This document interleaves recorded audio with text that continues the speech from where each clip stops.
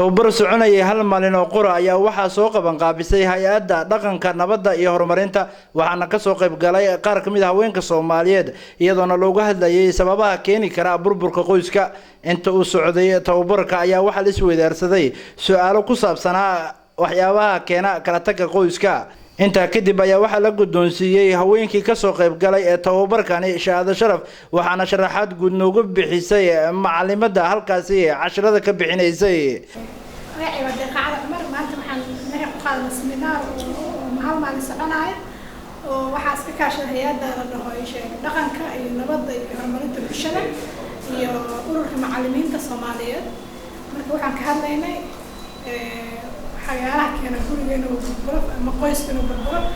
ama sababaha waxa loo yaqaan furiinka maxaa keena marka waxyaalahaas dhowr qof oo mataqaana oo dhalinyarada jaamacadaha iyo iskuulada socdaan iskuulkan oo gabdho oo dumar ah si waxa kala hadlayna marka sida oo qofka oo mataqaana oo noloshiisa wadaagaya sida uu xiro lahaa iyo haday noqoto ay sheeg dhaqanka guurka sida uu noqonayo sidoo kale hadii lacala uu khilaafaad ma sida loo xalliyo qoyska إبراهيم عبد الكريم عزمان TV عالمية Somali News TV مقالة مقدشو